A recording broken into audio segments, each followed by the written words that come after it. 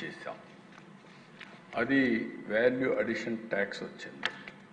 ఒకప్పుడు ట్యాక్స్ ఏ విధంగా ఉండేదంటే ఒక్కోసారి వేరే రాష్ట్రాల నుంచి వస్తువులు కానీ మన ఇంపార్టెంట్ ప్లేస్కి వస్తే ఎంట్రీ ట్యాక్స్ కూడా వేసేవాళ్ళం.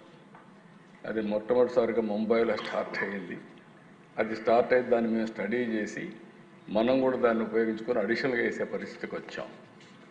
దగ్గర దగ్గర 17 రకాల ట్యాక్సులు, 13 రకాల సర్ఛార్జీలు, ఎప్పుడు వీలైతే అప్పుడు డబ్బులు లేకపోతే ఇంకో ట్యాక్స్ వేయడం, ఇది ఒక అలవాటుగా పెట్టుకొని ట్యాక్స్ అనేది ఒక కాంప్లికేట్ చేసి వదిలిపెట్టాం.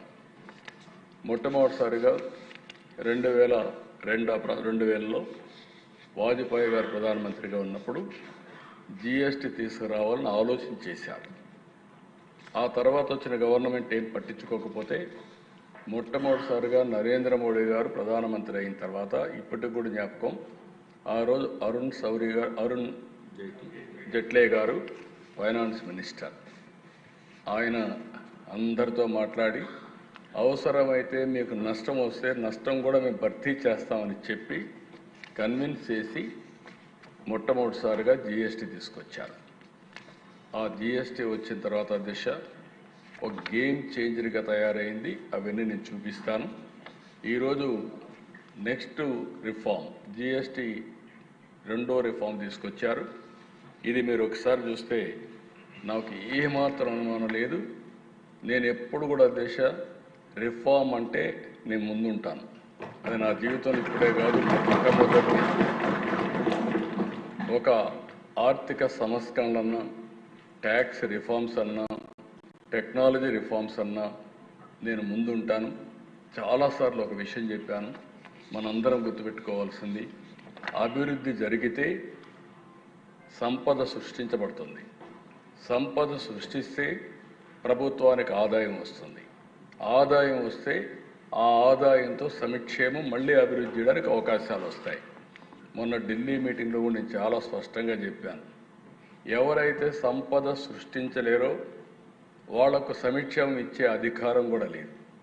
అప్పులు చేసి సంక్షేమ కార్యక్రమాలు ఇస్తే అది సస్టైనబుల్ కాదనేది నా ప్రగాఢమైన నమ్మకం. నా సుదీర్ఘ రాజకీయంలో ఇదే ప్రాక్టీస్ చేశాను. అందుకే ఈ రిఫార్మ్ వస్తే మా ఫైనాన్స్ మినిస్టర్ గారు, మా ఫైనాన్స్ సెక్రటరీ గారు అందరూ వచ్చి, సార్ మనకు నష్టం వచ్చేస్తుంది, చాలా ఇబ్బందులు వస్తాయి, ఆర్థికంగా ఇబ్బందులు పడతామంటే, ఆర్థిక ఇబ్బందుల తర్వాత ఫస్ట్ దేశం రాష్ట్రం ముఖ్యం. మనం అంతా కూడా లాంగ్ టర్మ్ రిఫార్మ్ చూడాలి. It will be A game changer, don't object, first మీరు వెళ్ళి సపోర్ట్ చేయమని చెప్పిన వ్యక్తి నేనని చెప్పి కూడా నేను తెలియజేస్తున్నా. ఆ పని చేశాను. అయితే దిశ దీంట్లో సైలెంట్ ఫీచర్స్ ఒకసారి చూస్తే మనం నెక్స్ట్ ఈరోజు వచ్చిందంతా కూడా, ఇంత మునుపంతా కూడా ఒక కాంప్లెక్స్ కానీ 4 టైర్ సిస్టమ్ ఉండేది.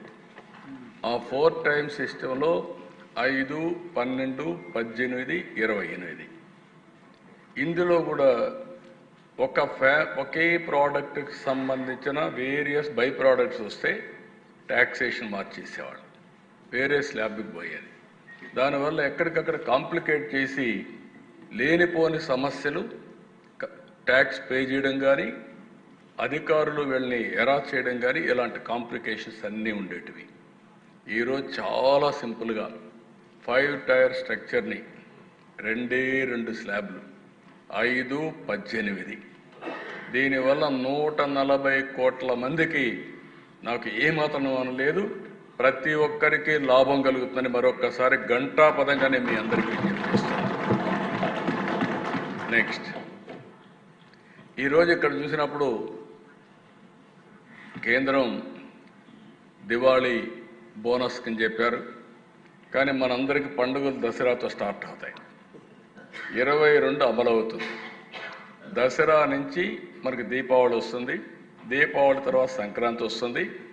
ఈసారి అన్ని పండుగలు ఘనంగా జరుపుకునే అవకాశం వస్తుంది. నిజమైన స్ఫూర్తితో పండుగలు చేసుకోవడానికి పేదవాడికి అవకాశం వస్తుంది. దిశ నేను ఎప్పుడు చెప్పేవాడిని, సంక్రాంతికి ఒకసారి కానుక కూడా ఇచ్చాం, పేదవాళ్ళు పండుగ చేసుకోలేరని. ఈరోజు ఈ యొక్క రిఫార్మ్ వల్ల 99% ఎవరైతే 12% ఓల్డ్ స్లాబ్ రేట్ ఉన్నారో వాళ్ళకి